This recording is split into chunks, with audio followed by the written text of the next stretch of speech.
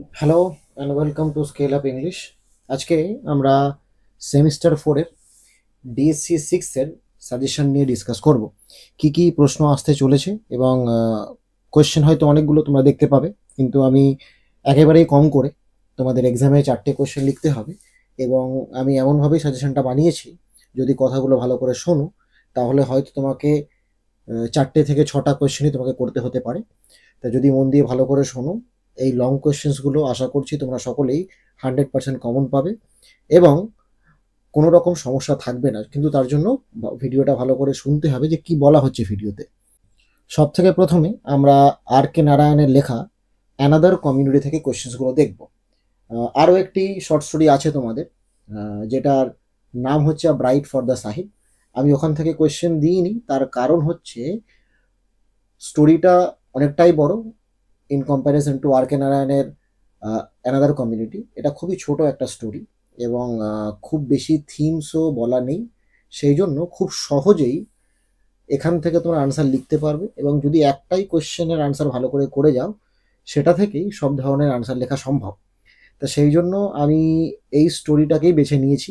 Bright for the Sahib থেকে আমি কোনো রকম শর্ট লং কোয়েশ্চেন দিচ্ছি না। তো যদি কেউ ওটা করে থাকো তাহলে ওটা নিজে থেকে বানিয়ে নিতে হবে। আমি ওটা থেকে দিচ্ছি না, শুধুমাত্র আর কে নারায়ণের আনাদার কমিউনিটি থেকে দিচ্ছি। সব থেকে প্রথমে যেই কোয়েশ্চেনটা আমি দিয়েছি তোমাদের, সেটা হচ্ছে role of fear and rumour. Role of fear and rumour যেটা কি করেছিল, কমিউনাল টেনশন তৈরি করেছিল অ্যানাদার কমিউনিটি থেকে। এই কোয়েশ্চেনটা এমনই কোয়েশ্চেন যেটার থেকে সব ধরনের আনসার করে নেওয়া সম্ভব। ঠিক আছে, তাই একই জিনিস সেকেন্ড কোয়েশ্চেনে একটু ঘুরিয়ে ওই কমিউনাল ভায়োলেন্সকে নিয়ে লিখতে দিয়েছে। ঠিক আছে, আর পরেরটায় যেটা আছে সেটা হচ্ছে কালেকটিভ ম্যাডনেস। ঠিক আছে, তা কালেকটিভ ম্যাডনেসও আসতে পারে, কমিউনাল ভায়োলেন্স রিলেটেড আসতে পারে এবং কমিউনাল টেনশন। তো এই সব কিছুই একটাই জিনিসকে উদ্দেশ্য করে বোঝাচ্ছি। আর কে নারায়ণের অ্যানাদার কমিউনিটি যদি পড়ে থাকো তাহলে দেখতে পারবে ওখানে যে আননেমড হিরোকে তৈরি করেছেন আর কে নারায়ণ। তা সেখানে তার যে লাইফ এবং সেটা কিভাবে একটা কমিউনাল ভায়োলেন্সে পরিণত হয়েছিল সেটাকে নিয়েই কিন্তু লিখতে হবে। তা এর সঙ্গে আরও একটা কোয়েশ্চেন অর আছে, যেটা পরের স্লাইডে আমরা দেখতে পাবো। তাহলে পরের স্লাইডে যাওয়া যাক। তাহলে এখানে কি দিয়েছে দেখো, transformation of peaceful everyday life. কার transformation of peaceful everyday life of the protagonist. Protagonist বলতে আমাদের যে হিরো রয়েছেন তার কথাই বলা হচ্ছে। ঠিক আছে, যেটা dominated by paranoia and dread. 2 নম্বরে যে কোয়েশ্চেনটা দিয়েছে সেটা হচ্ছে symbolic significance of unnamed protagonist. প্রোটাগনিস্টের যে ডেথ হয়েছিল আর কে নারায়ণ স্টোরি আর আনাদার কমিউনিটিতে, সেটা ড্রামাটিক আইরনি আসতে পারে। ঠিক আছে, বা character of the unnamed protagonist.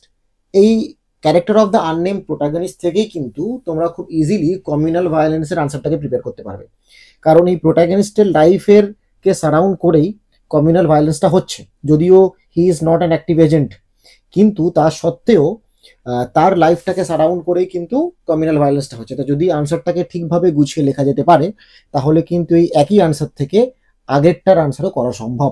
2 নম্বর দিয়ে দিয়েছি, কিন্তু সবগুলোকে আমরা একসাথে অরে করতে পারবো। 3 নম্বরে কি কোয়েশ্চেন আছে সেটা দেখো। তো থার্ড কোয়েশ্চেনে যেটা আছে সেটা হচ্ছে কি, মব মেন্টালিটি। মব মেন্টালিটি মানে ওই প্রথমের যে কোয়েশ্চেনটাই আমরা দেখলাম, কমিউনাল ভায়োলেন্স। ঠিক আছে, কমিউনাল আনরেস্ট, কমিউনাল টেনশন সব একই ব্যাপারকে বোঝাচ্ছে। তাই আর কে নারায়ণের থেকে তুমি যদি একটা কমিউনাল ভায়োলেন্সের উপরে কোয়েশ্চেন করে নিতে পারো যার মধ্যে একটুখানি ন্যারেটারের ক্যারেক্টারটা ভালো করে রয়েছে, তাহলে এই একটা আনসার থেকে কিন্তু তোমাদের অ্যানাদার কমিউনিটি থেকে সব ধরনের কোয়েশ্চেন্স হয়ে যাবে। তাহলে একটাই করতে হচ্ছে অ্যানাদার কমিউনিটি থেকে, সেটা হচ্ছে কমিউনাল টেনশন। আর তার সঙ্গে তোমরা যেটা যোগ করবে সেটা হচ্ছে রোল অফ দ্য ন্যারেটর। ঠিক আছে, এটা আনসারটা এইভাবে প্রিপেয়ার করবে যদি দুটো হয়ে যায়, তাহলে একটা আনসার করেই তুমি কিন্তু একটা 15 মার্কসের আনসার লিখতে পারছো আর কে নারায়ণের অ্যানাদার কমিউনিটি থেকে। এবারে নেক্সট যে পয়েন্ট অফ ডিসকাশন সেটা হচ্ছে তরুদাতের লেখা আওয়ার ক্যাসোরিনা ট্রি। আমি পোয়েম থেকে একটা করে আনসার করতে বলি, সেটা হচ্ছে ক্রিটিক্যাল অ্যাপ্রিসিয়েশন। কিন্তু সেই ক্রিটিক্যাল অ্যাপ্রিসিয়েশনটাকে এমনভাবে লিখতে হবে যাতে প্রিভিয়াস ইয়ার্সের যে কোয়েশ্চেন্সগুলো এসছে সেই কোয়েশ্চেনগুলো ওই ক্রিটিক্যাল অ্যাপ্রিসিয়েশনের মধ্যে একটুখানি বেশি করে হাইলাইট করা থাকে, কারণ ওই কোয়েশ্চেন্সগুলোই ঘুরে ফিরে আসে। কিন্তু তার জন্য যেটা খুব বেশি করে দরকার সেটা হচ্ছে তোমার আনসারটা, ক্রিটিক্যাল অ্যাপ্রিসিয়েশনটা যেন একটুখানি ওই কোয়েশ্চেন্সগুলো রিলেটেড হয়, তাহলেই হবে। ঠিক আছে, তাহলে দেখা যাক কি কি কোয়েশ্চেন করতে হবে তোমাদের। প্রথমে যেই ধরনের কোয়েশ্চেন্স আসে সেটা হচ্ছে এই মেমোরি লস অ্যান্ড নস্টালজিয়া, এটা আসতে পারে। রোম্যান্টিক নস্টালজিয়া, সেম জিনিসই বলা হয়েছে। মেমোরি অ্যান্ড লঙ্গিং, লঙ্গিং বলতেও কিন্তু তার সেই নস্টালজিয়ার কথাই বলা হচ্ছে। তো তিনটেই অর দিয়ে করা আছে, সবগুলোকে কিন্তু আমরা ক্রিটিক্যাল অ্যাপ্রিসিয়েশন করতে পারবো। শুধু তোমাকে যেটা দেখতে হবে যে ক্রিটিক্যাল অ্যাপ্রিসিয়েশনের মধ্যে তুমি romantic nostalgia, memory loss, nostalgia এগুলোকে হাইলাইট করতে পারছো না। আর যেটা জেনারেলি খুব অর্ডিনারি ব্যাপার, নর্মাল ব্যাপার, যে আওয়ার ক্যাসোডিনা ট্রি যখন তুমি ক্রিটিক্যাল অ্যাপ্রিসিয়েশন লিখবে তখন এই জিনিসগুলো হাইলাইট হবেই। তার কারণ থ্রু আউট দ্য পোয়েম ক্যাসোডিনা ট্রিতে আমরা যেটা দেখতে পাই যে পোয়েট তার যে ডেড ব্রাদার অ্যান্ড সিস্টার রয়েছে আবজু অ্যান্ড আরু, তাদেরকে নিয়েই বলেছেন। এবং ক্যাসোডিনা ট্রিটাও কিন্তু তার সেই পাস্ট রিলেশন, তার সেই কম্পেনিয়ন যাদেরকে তিনি বলেছেন যে ও সুইট কম্পেনিয়ন্স, তো সেই কম্পেনিয়ন্স কারা, তার সেই ব্রাদার অ্যান্ড সিস্টার। তা সেই তাদেরকে নিয়ে বলা হচ্ছে, সেক্ষেত্রে নস্টালজিয়া তো আছেই, লঙ্গিংও আছে। তা সেই জন্য এই মেমোরি লস নস্টালজিয়া তোমার ক্রিটিক্যাল অ্যাপ্রিসিয়েশনের মধ্যে খুব ইজিলি থাকবে। তুমি যেখান থেকেই পড়ো না কেন, সেটা যে কোনো বই হোক বা অন্য কোনো স্যারের নোটস হোক, সেখানে কিন্তু তুমি এই ধরনের জিনিসগুলো দেখতে পাবে। নাম্বার 2-তে যেটা দিয়েছে দেখো, এটা হচ্ছে সিগনিফিকেন্স অফ দ্য টাইটেল। ক্যাসোডিনা ট্রিকে নিয়েই থ্রু আউট দ্য পোয়েম বলা হয়েছে, তোমার ক্রিটিক্যাল অ্যাপ্রিসিয়েশনেও কিন্তু ক্যাসোডিনা ট্রির ব্যাপারেই থাকবে। ঠিক আছে, তা এই একটা ক্রিটিক্যাল অ্যাপ্রিসিয়েশন, এটা যদি তুমি ভালো করে করতে পারো তাহলে কিন্তু তোমার বাকি আনসারগুলো হয়ে যাবে। ঠিক আছে, পোয়েটিক ইভোকেশন দিতে পারে, জাস্ট কোয়েশ্চেনগুলোকে চিনে রাখো। এবং এই কোয়েশ্চেন্সগুলো দেখবে তুমি যখন আনসারটা প্রিপেয়ার করছো, সেই আনসারের মধ্যে যেন ভালোভাবে করে হাইলাইট করে দেওয়া থাকে, তাহলেই হবে। তাছাড়া আর কিছু করতে হবে না। একটা করেই নোট করবে, সেটা হচ্ছে ক্রিটিক্যাল অ্যাপ্রিসিয়েশন। এতগুলো কোয়েশ্চেন দিচ্ছি যাতে কোয়েশ্চেনগুলো দেখে এমন মনে না হয় যে এই কোয়েশ্চেনটা তো অজানা, আমি কি করে লিখবো। কোয়েশ্চেনগুলো দেওয়ার কারণ একটাই, আর যদি কারোর কাছে সময় থাকে, সে আলাদা আলাদা করে ডিফারেন্ট আনসার প্রিপেয়ার করতে পারছে, তাহলে তো খুবই ভালো কথা, তাতে কোনো অসুবিধা নেই। কিন্তু ক্রিটিক্যাল অ্যাপ্রিসিয়েশন করে গেলে তোমার সব আনসার কিন্তু হয়ে যাবে, তাতে কোনো ধরনের অসুবিধা হবে না। 3 নম্বর যে কোয়েশ্চেনটা, সেটা হচ্ছে বাইকালচারিজম। বাইকালচারিজমটার জন্য একটুখানি তোমাকে, যখন তুমি ক্রিটিক্যাল অ্যাপ্রিসিয়েশনটা বানাচ্ছ, সেই সময় একটুখানি এই ইন্ডিয়ান অ্যান্ড ইউরোপিয়ান এলিমেন্টসটাকে কিন্তু মেনশন করতে হবে। তার কারণ তরুদাতের যে ক্যাসোডিনা ট্রিটা তাদের যে ইয়ার্ডে রয়েছে, তা সেই যে বাইরে তিনি ক্যাসোডিনা ট্রিটাকে দেখতে পাচ্ছেন, সেটা তখন তিনি ইন্ডিয়াতে আছেন, তখন তিনি দেখতে পাচ্ছেন যেটা বগমারি গার্ডেনে তাদের ছিল। এবং যখন তিনি বাইরে আছেন, ইউরোপে যখন তিনি রয়েছেন, তখনও কিন্তু তার এই মেমোরিটা, যখন ফ্রান্স আর ইটালির কোনো শোরেতে রয়েছেন, তখন তিনি মেমোরিগুলোকে মনে করতে পারছেন। তা সেই যে কালচারের মিক্সচারটা, যেখানে তিনি ওয়ার্ডসওয়ার্থের ইউ ট্রিজের উল্লেখ করেছেন, এই ব্যাপারটাকে তোমাকে একটু হাইলাইট করতে হবে, যেটা আশা করছি সব ধরনের ক্রিটিক্যাল অ্যাপ্রিসিয়েশনেই পাবে তুমি। ঠিক আছে, অটোবায়োগ্রাফিক্যাল এলিমেন্ট বলতে সেই আবজু আরু, তার যে কারণ ক্যাসোডিনা ট্রিটা তিনি তার নিজের লাইফের উপর বেস করে লিখেছেন, পুরো ফিকশন নয়। তার 2 ভাই বোনও খুব কম বয়সে কনজাম্পশন রোগে মারা যায়, এবং সেই কারণে তার যে নিজের লাইফটা, সেটা কিন্তু অনেকটা রিলেটেড। ইমেজারিটাও খুব ইজিলি ক্রিটিক্যাল অ্যাপ্রিসিয়েশন তুমি করতে পারছো। তাহলে ক্যাসোডিনা ট্রি থেকে একটা ক্রিটিক্যাল অ্যাপ্রিসিয়েশন খুঁজে, যার মধ্যে এই ধরনের জিনিসগুলোকে হাইলাইট করা হয়েছে। নেক্সট যে আমাদের পোয়েম, সেটা হচ্ছে নিসিম এজেকিয়েলের এন্টারপ্রাইজ। এবং এই পোয়েম থেকেও শুধু একটা ক্রিটিক্যাল অ্যাপ্রিসিয়েশন আমরা করবো, কিন্তু কি কি ধরনের কোয়েশ্চেন্স হতে পারে সেটা একবার দেখে নেবো, যাতে ক্রিটিক্যাল অ্যাপ্রিসিয়েশনের মধ্যে আমি সেই ধরনের আনসার্সগুলোকে হাইলাইট করতে পারি। সেটা দেখলেই আশা করছি তোমাদের হয়ে যাবে।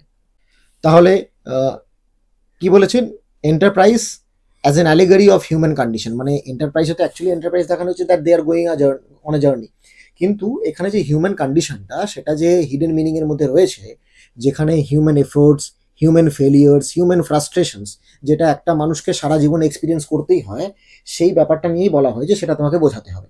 পিলগ্রিমেজ, তার কারণ এই যে হিউম্যান বিইংসরা they are going on a journey, তা সেই জার্নিটাকেই তোমাকে ডেসক্রাইব করতে হবে থ্রু আউট দিস। তারপরে একটা পোয়েমের লাইন আছে, home is wire we have to gather grace, একদম লাস্ট স্ট্যান্ডাতে এই লাইনটা পাবে তোমরা। তো এই লাইনটাকে ডেসক্রাইব করতে দিতে পারে, যেটার আনসার সেম ক্রিটিক্যাল অ্যাপ্রিসিয়েশন দিয়ে করতে পারবো। এবং লাস্টে আমি অর দিয়েই দিয়েছি ক্রিটিক্যাল অ্যাপ্রিসিয়েশন। তা এই পোয়েমের ক্রিটিক্যাল অ্যাপ্রিসিয়েশনটা করলে আশা করছি তোমাদের হয়ে যাবে, আর তেমন কিছু লাগবে না। শুধু জাস্ট কোয়েশ্চেনগুলো দেখে নাও যে কি কি ধরনের কোয়েশ্চেন্স হতে পারে। আর একটা কি হতে পারে, যে as a modern poem, as a representative Indian poem অথবা অ্যাজ আ কনফেশনাল পোয়েম। ঠিক আছে, এই কিওয়ার্ডসগুলোকে মাথায় ধরে যদি তুমি একটা ক্রিটিক্যাল অ্যাপ্রিসিয়েশন প্রিপেয়ার করতে পারো, আমি আশা করছি তোমাদের কোনো অসুবিধা হবে না, খুব ভালো মার্কস পাবে। এমন নয় যে এই আনসারগুলোকে একসঙ্গে লিখলে তোমার মার্কসটা খারাপ হবে, এটা একেবারেই ভাববে না। তার কারণ ক্রিটিক্যাল অ্যাপ্রিসিয়েশনে এখন থেকে না, আমরা যখন পড়েছি সেই সময় থেকে ক্রিটিক্যাল অ্যাপ্রিসিয়েশনে সবসময় থেকেই খুব ভালো মার্কস দিয়ে আসে, যদি সেই ক্রিটিক্যাল অ্যাপ্রিসিয়েশনটা ভালোভাবে লেখা হয়ে থাকে তো। ঠিক আছে, এখন অনেক বইপত্রও আছে, শুধুমাত্র একদম সেই ধরনের বইয়ের দিকে যাবে না যে বইয়ের মধ্যে সব কিছু আছে বা সব সাবজেক্টসগুলোকে একসঙ্গে এলাবোরেট করে দেওয়া আছে। সেগুলো খারাপ নয়, লিখতে পারো, কিন্তু সেখানে হয়তো সব টপিকগুলো না থাকতে পারে, থাকতেও পারে, সেটা তোমাকে একটু ভালো করে বুঝে দেখে নিতে হবে। নেক্সট এবং লাস্ট যেটা, সেটা হচ্ছে the beginnings of the Indian novel. এটা হচ্ছে মীনাক্ষী মুখার্জির লেখা। অনেকেই হয়তো তোমরা পড়েছো, যেখানে আর কি তিনি বলতে চাইছেন যে আমাদের যে ইন্ডিয়ান নভেল, সেটা স্টার্টিংটা অনেক আগেই হয়েছিল, যেটা পড়লে খুব ভালোভাবে বুঝতে পারবে। এবং এটা সাজেশনের ভিডিওতে আমি খুব বেশি পরিমাণে ইন ডিটেলে টপিকসগুলোকে আর ডিসকাস করছি না, আমরা একটু কোয়েশ্চেনগুলোকে দেখে নেবো। এখান থেকেও তুমি যদি ভালো করে একটা কোয়েশ্চেন প্রিপেয়ার করো, তোমার কিন্তু হয়ে যাবে। আচ্ছা, the beginnings of the Indian novel থেকে সব থেকে ইম্পর্টেন্ট এবং ফোরমোস্ট যে ইম্পর্টেন্ট কোয়েশ্চেন, সেটা হচ্ছে মীনাক্ষী মুখার্জির যে ক্লেম যে 19th সেঞ্চুরিতে ইন্ডিয়ান ইংলিশ ফিকশনসটা স্টার্ট হয়েছিল। ঠিক আছে, সেটাই সব থেকে ইম্পর্টেন্ট কোয়েশ্চেন, যে তিনি বলতে চাইছেন যে ইন্ডিয়ান ইংলিশ ফিকশন কিন্তু পরে স্টার্ট হয়নি, অনেক আগে স্টার্ট হয়েছিল। যেটা তোমাদের একটা স্টোরি আছে, নভেল আছে অ্যাকচুয়ালি স্টোরি, সে নভেলটা কি, সেটা হচ্ছে রাজমোহন ওয়াইফ, এই ডিএসসি 6 এর মধ্যেই আছে। তাই ডিএসসি 6 ওই জন্য তিনি বলছেন, দেখো যে Indian novel in English has its origin in the 19th century, not in the 1930s।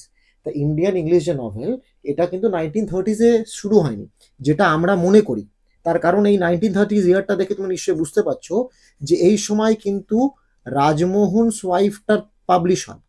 অর্থাৎ তোমরা দেখবে এক্সামের জন্য কোয়েশ্চেনের পয়েন্ট অফ ভিউ থেকে Rajmohan wife as a first Indian English novel কিন্তু আসে এক্সামে।